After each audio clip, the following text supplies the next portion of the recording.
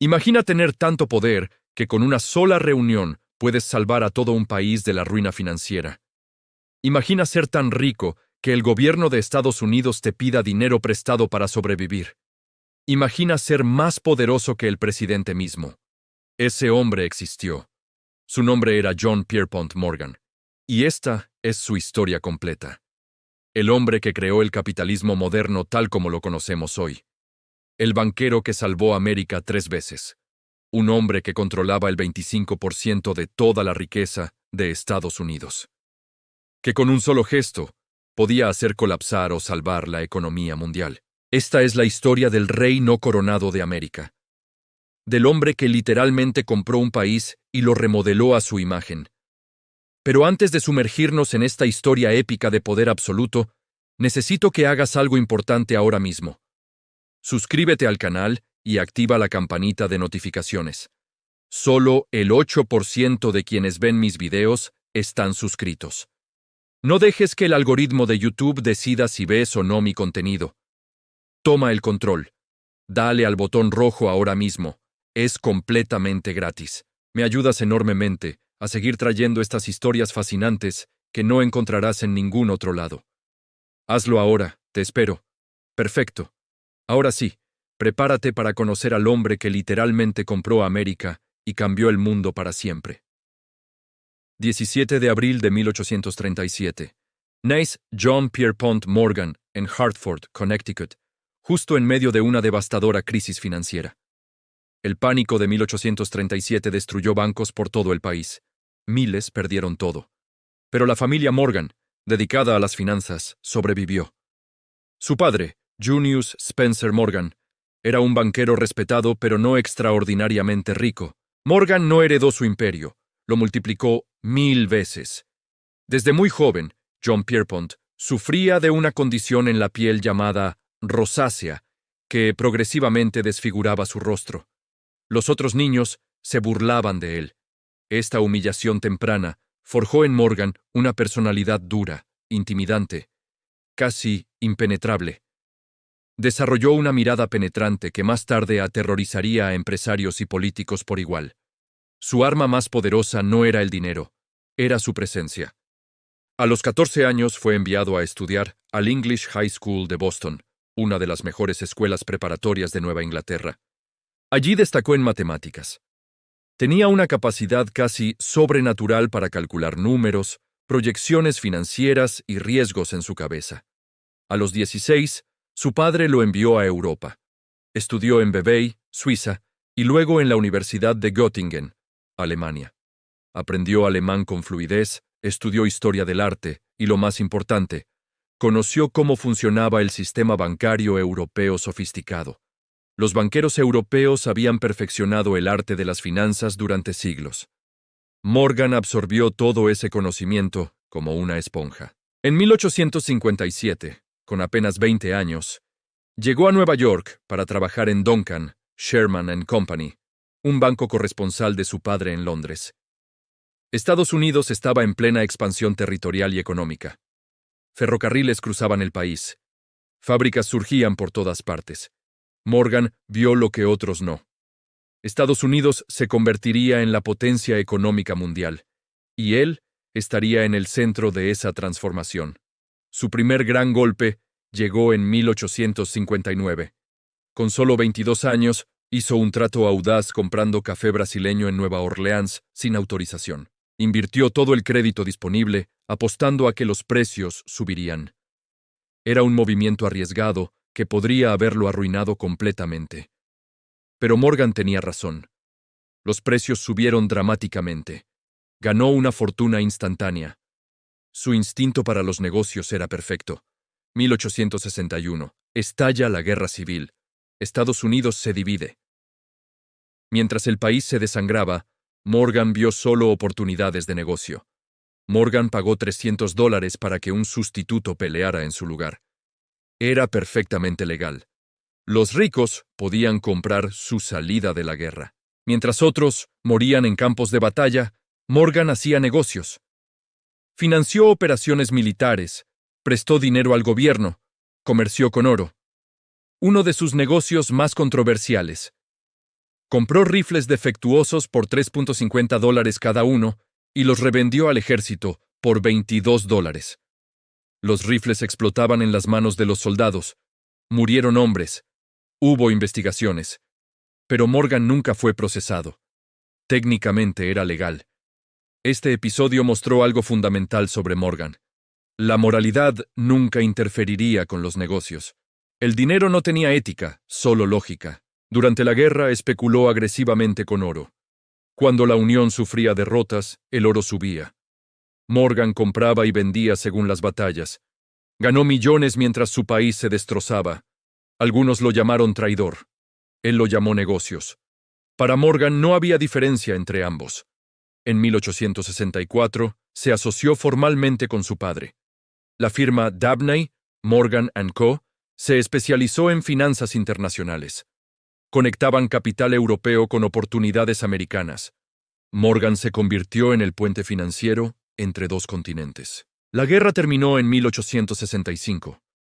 América estaba devastada, pero lista para reconstruirse, y Morgan tenía el capital para financiar esa reconstrucción.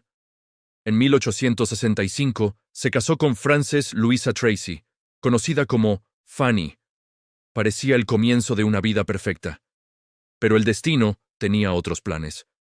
Fanny contrajo tuberculosis durante su luna de miel en Europa. Murió solo 4 meses después de la boda. Morgan quedó devastado emocionalmente. Este trauma personal lo endureció aún más. Aprendió que nada era permanente excepto el poder, y el poder requería dedicación absoluta. En 1865 se casó de nuevo con Frances Tracy.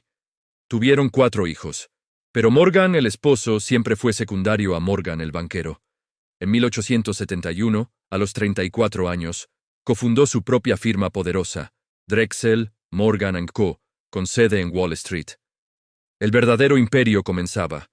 No era el banco más grande todavía, había competencia feroz, pero Morgan tenía algo único, visión a largo plazo y voluntad inquebrantable de dominar. Los años 1880. Morgan identificó la industria que dominaría el futuro inmediato, los ferrocarriles, y decidió controlarlos absolutamente. Estados Unidos tenía literalmente cientos de compañías ferroviarias pequeñas, compitiendo caóticamente entre sí. Era un desastre organizacional total.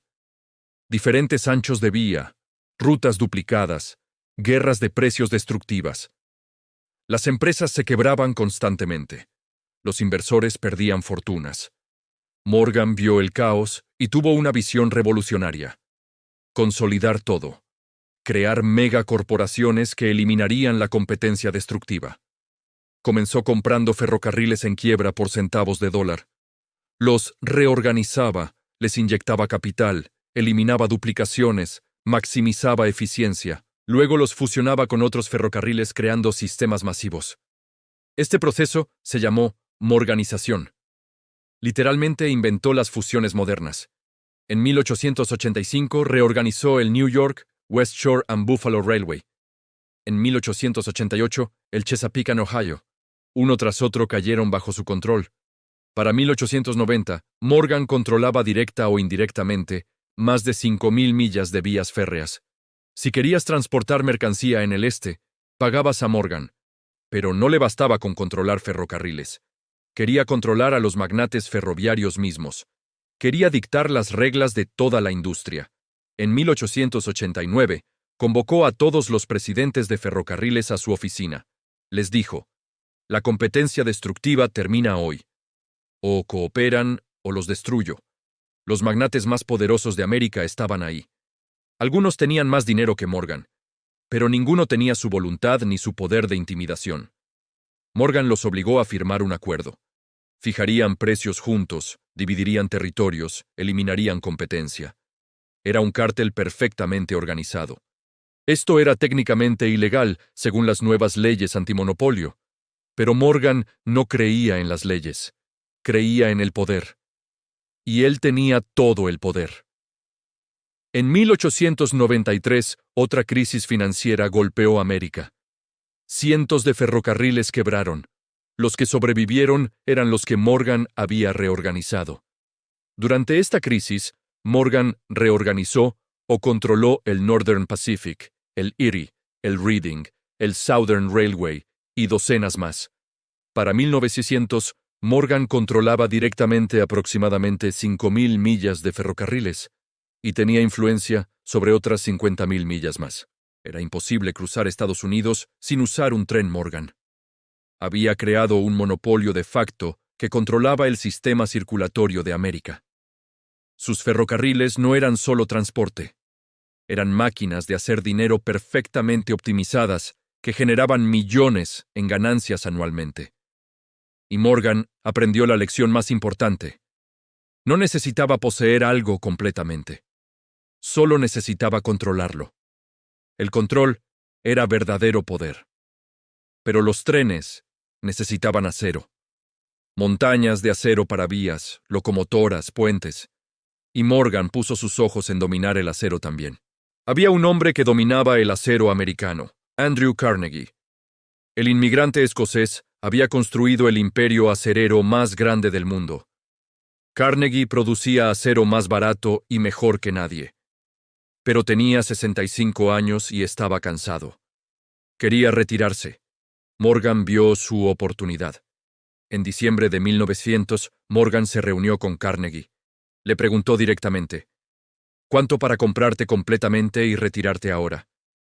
Carnegie escribió un número en un papel y se lo pasó a Morgan. $480 millones, una suma astronómica, la venta más grande jamás hecha. Morgan miró el número, no pestañeó, extendió su mano y dijo, «Trato hecho». Carnegie quedó impactado, esperaba negociación, no hubo ninguna. Carnegie vendió porque sabía que Morgan haría algo que él nunca haría, consolidar toda la industria del acero bajo un solo techo monopólico. Morgan no se detuvo con Carnegie. Compró Federal Steel, compró National Tube, compró American Bridge, compró American Sheet Steel. Una por una, todas las compañías aceras significativas de América fueron absorbidas. Morgan estaba creando algo que nunca había existido antes. En marzo de 1901 nació U.S. Steel, la primera corporación de $1.000 millones en la historia humana. Un logro sin precedentes. U.S. Steel controlaba el 67% de toda la producción de acero estadounidense. Empleaba a 168.000 trabajadores. Dominaba completamente la industria. Los periódicos lo llamaron el trato del siglo. Morgan había creado la corporación más grande y poderosa que el mundo jamás había visto. Andrew Carnegie, ya retirado con su fortuna, dijo, «Felicitaciones, señor Morgan, eres el hombre más grande de negocios del mundo». Pero Morgan no había terminado. Ahora puso sus ojos en algo completamente nuevo, la electricidad. El futuro mismo estaba en juego. Conoció a Thomas Edison, el inventor de la bombilla eléctrica. Edison tenía genio, pero no tenía capital. Morgan tenía montañas de capital. En 1878, Morgan invirtió en Edison Electric Light Company. Financió la investigación. Financió las instalaciones. Convirtió invención en industria. Edison instaló el primer sistema de iluminación eléctrica en la casa de Morgan en 1882. Fue la primera casa privada completamente electrificada de América. Morgan financió la construcción de la primera planta eléctrica comercial del mundo en Pearl Street, Manhattan. Electrificó un vecindario entero. Luego, financió plantas en Boston, Chicago, Filadelfia. Una por una, las ciudades americanas se iluminaron. Morgan literalmente iluminó América. Estalló la guerra de las corrientes entre Edison corriente directa y Tesla Westinghouse corriente alterna. Una batalla tecnológica épica. Morgan respaldaba a Edison. Pero cuando quedó claro que la corriente alterna era superior, Morgan hizo lo impensable. Abandonó a Edison sin dudarlo. En 1892, Morgan forzó una fusión entre Edison Electric y Thomson Houston Electric Company. Nació General Electric, un gigante eléctrico global. Edison quedó marginado de su propia compañía, hasta removieron su nombre. Pasó de Edison Electric a solo General Electric. Morgan no tenía sentimentalismos. General Electric no solo vendía electricidad, fabricaba todo: bombillas, motores, generadores, locomotoras eléctricas, electrodomésticos, cables. Para 1900, GE dominaba la industria eléctrica mundial. Y Morgan controlaba GE. Había capturado el futuro mismo y lo había monetizado completamente. Recapitulemos lo que Morgan controlaba: ferrocarriles que cruzaban el continente, el acero que construía ciudades, la electricidad que las iluminaba. También controlaba AT&T, International Harvester, Western Union. Era imposible vivir en América sin pagar dinero a una compañía Morgan directa o indirectamente. Octubre de 1907. El sistema financiero de Estados Unidos colapsa completamente. Bancos quiebran. La gente pierde sus ahorros de toda la vida. Todo comenzó con la quiebra del Knickerbocker Trust, el tercer fondo fiduciario más grande de Nueva York. Tenía depósitos por $62 millones. Cuando cayó Knickerbocker, el pánico se propagó como fuego. Los depositantes corrieron a sacar su dinero. Bank runs por todas partes. Los bancos no tenían suficiente efectivo para todos. Empezaron a caer uno tras otro como fichas de dominó. El sistema bancario se desintegraba. La bolsa de valores se desplomó. Empresas no podían conseguir crédito. El comercio se detuvo. América se paralizaba completamente en tiempo real. El presidente Theodore Roosevelt estaba aterrado. El gobierno federal no tenía reservas de efectivo suficientes. No podía rescatar a nadie. No existía la Reserva Federal todavía. No había prestamista de último recurso. No había red de seguridad. América estaba completamente sola. Los asesores de Roosevelt se reunieron desesperadamente. Alguien sugirió lo impensable: llamar a J.P. Morgan. Un hombre privado, no el gobierno. Morgan tenía 70 años. Estaba en una convención episcopal en Richmond. Lo llamaron urgentemente. Señor Morgan, el país lo necesita. Regrese inmediatamente. Morgan tomó un tren especial directo a Nueva York. Llegó a su oficina en Wall Street. El destino de América estaba literalmente en sus manos. Convocó a los banqueros más poderosos de América a su biblioteca privada en la calle 36. Les dijo: nos reunimos hasta solucionar esto. Los banqueros entraron a las 8 p.m. Morgan literalmente cerró las puertas con llave. Nadie saldría hasta que hubiera un plan para salvar América. Adentro, Morgan era un general comandando sus tropas. Gritaba órdenes, demandaba compromisos, amenazaba con destruir a quien no cooperara. El Trust Company of America necesita 25 millones para abrir mañana, declaró Morgan. Si cae, todo cae. ¿Quién pone dinero? Los banqueros titubeaban. Era arriesgar fortunas personales. Morgan golpeó la mesa. Yo pongo 5 millones. ¿Quién sigue? Decidan ahora. Uno por uno. Bajo la mirada penetrante de Morgan, los banqueros accedieron. Pusieron su dinero. 25 millones fueron reunidos antes del amanecer, pero eso solo salvó un banco. La bolsa de valores necesitaba 25 millones más. Las empresas de corretaje estaban a minutos de colapsar. A las 1:30 p.m. del siguiente día, el presidente de la bolsa corrió a la oficina de Morgan. Necesitamos dinero en 10 minutos o cerramos. Morgan reunió a los banqueros nuevamente. En 12 minutos organizó un préstamo de emergencia. El dinero llegó a la bolsa con 3 minutos de sobra. Durante 2 semanas, Morgan trabajó casi sin dormir. Organizaba rescates, forzaba fusiones, inyectaba capital, salvaba instituciones una por una. Puso su propio dinero, millones de su fortuna personal. Obligó a otros millonarios a hacer lo mismo. Usaba intimidación, persuasión, cualquier táctica. Gradualmente, el pánico comenzó a ceder. Los bancos dejaron de caer. La confianza empezó a regresar. El comercio se reanudó lentamente. Para mediados de noviembre, la crisis estaba controlada. Morgan había salvado a América. Un hombre privado hizo lo que el gobierno no pudo hacer. Los periódicos lo llamaron el Salvador de América. El hombre más poderoso del mundo. Theodore Roosevelt públicamente le agradeció. Pero otros vieron algo diferente. Un hombre privado tenía más poder que la nación completa. Un hombre decidía qué empresas vivían o morían. Los políticos se asustaron. Si Morgan podía salvar a América, también podía destruirla. Ese poder no debía estar en manos privadas jamás. Esta crisis directamente resultó en la creación de la Reserva Federal en 1913, el sistema que reemplazaría a Morgan como prestamista de último recurso. Irónicamente, el sistema que Morgan ayudó a salvar lo reemplazó. Pero para entonces, él ya había cambiado América permanente e irreversiblemente. Pero, ¿quién era realmente J.P. Morgan detrás del titán financiero?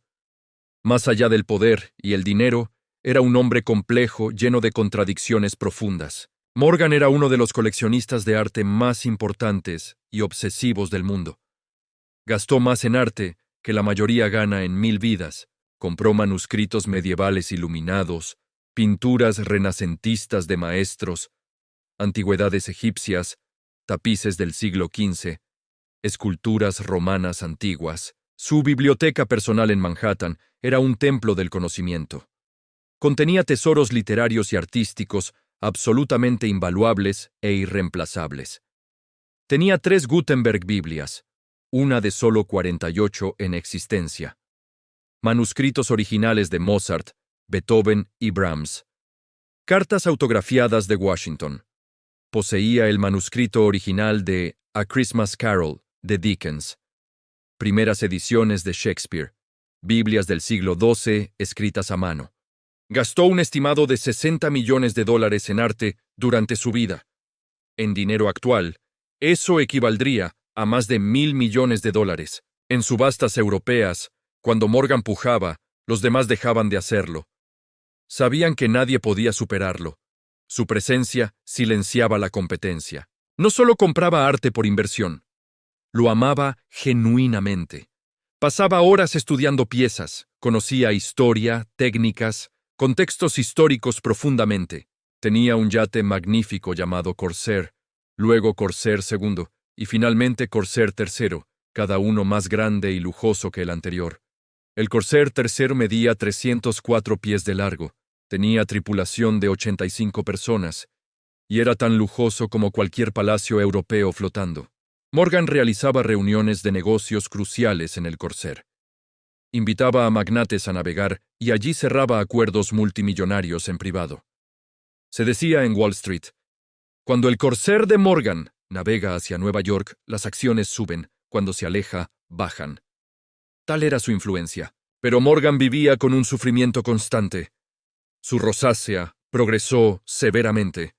Su nariz se deformó grotescamente, volviéndose bulbosa y roja. La condición era dolorosa y profundamente humillante para él. En una época sin tratamientos efectivos, solo podía ver cómo empeoraba cada año. Se volvió extremadamente sensible sobre su apariencia. Prohibió estrictamente que lo fotografiaran de frente. Odiaba los espejos. Evitaba eventos públicos. La foto más famosa de Morgan, donde mira fijamente a la cámara con intensidad aterradora, fue tomada por Edward Steichen en 1903. Steichen desafió la orden de Morgan de no fotografiarlo de frente. Morgan estaba furioso, pero la foto capturó su esencia, poder absoluto e intimidante. Esa mirada penetrante que aterrorizaba a presidentes y magnates escondía inseguridad profunda. El hombre más poderoso de América se sentía vulnerable. Como padre y esposo, Morgan era distante. Sus negocios consumían absolutamente todo su tiempo, energía y atención emocional disponible. Tuvo 4 hijos con su segunda esposa, Frances. Los amaba, pero raramente los veía. El imperio requería sacrificios, incluso familiares. Su hijo J.P. Morgan Jr. eventualmente tomaría control del banco. Pero nunca tendría el poder ni la personalidad intimidante de su padre. Morgan pasaba meses cada año en Europa, visitando museos, asistiendo a subastas de arte, navegando en el Corsair por el Mediterráneo. Tenía casas en Londres, en la campiña inglesa, apartamentos en París. Era tan europeo como americano en gustos, aunque americano en negocios. Era profundamente religioso, miembro devoto de la Iglesia Episcopal. Asistía a misa regularmente. Donó millones para construcción de iglesias. Esta religiosidad Convivía extrañamente con su brutalidad en negocios. Podía arruinar competidores el lunes y rezar devotamente el domingo. Donó cantidades masivas a caridad. El Museo Metropolitano de Arte, la Catedral de San Juan el Divino, Harvard, múltiples hospitales. Cuando murió, legó su colección de arte completa al Met. Miles de piezas invaluables. Hoy forman el núcleo de una de las colecciones más grandes del mundo. Era un hombre de contradicciones imposibles. Brutal y generoso, cruel y caritativo, intimidante y religioso. Poderoso e inseguro simultáneamente. 1912. El Congreso de Estados Unidos decidió investigar a Morgan por monopolio y concentración excesiva de poder económico en manos privadas. El Comité Pujo fue formado para investigar el Money Trust, el supuesto control de las finanzas americanas por un pequeño grupo de banqueros. Morgan era el objetivo principal. Lo acusaban de controlar 341 directorios en 112 corporaciones con activos totales de $22,000 millones. En contexto, el presupuesto federal completo era solo 700 millones. Morgan controlaba 30 veces más riqueza que el gobierno de Estados Unidos entero. 18 de diciembre de 1912. Morgan, con 75 años, caminó hacia el Capitolio para testificar. Miles se reunieron para ver al hombre más poderoso declarar. Sentado frente al comité, Morgan enfrentó a sus acusadores con la misma mirada penetrante que había intimidado a presidentes durante décadas. Le preguntaron, ¿no es cierto que usted controla el crédito de Estados Unidos? Morgan respondió fríamente, no controlo nada, influencio. Era una distinción técnica absurda. Todos sabían que Morgan controlaba todo. Pero legalmente, sus respuestas eran impecables e imposibles de refutar. ¿No es verdad que el dinero es poder?, le preguntaron. Morgan respondió, no, señor, el carácter es poder. El dinero es secundario al carácter. Era una respuesta brillante. Reconocía su poder, pero lo atribuía a cualidades personales, no a monopolio. Los congresistas no pudieron refutarlo. Defendió cada acción de su carrera. Argumentó que había estabilizado mercados, creado eficiencia, salvado el país de crisis múltiples veces. No se disculpó por nada. No mostró arrepentimiento. Había hecho lo que debía hacerse. América prosperó. Eso era lo único que importaba. Pero el estrés de las investigaciones lo destruyó físicamente. A sus 75 años, su salud se deterioró rápidamente tras el testimonio. Morgan había sobrevivido guerras financieras, crisis, competencia brutal. Pero no pudo sobrevivir a ser cuestionado públicamente por su poder. En febrero de 1913, escapó a Europa buscando descanso y recuperación. Viajó a Roma con la esperanza de que el clima ayudara a su salud declinante, pero nunca se recuperó. Su condición empeoró. El hombre que había salvado a América 3 veces no podía salvarse a sí mismo ahora. 31 de marzo de 1913.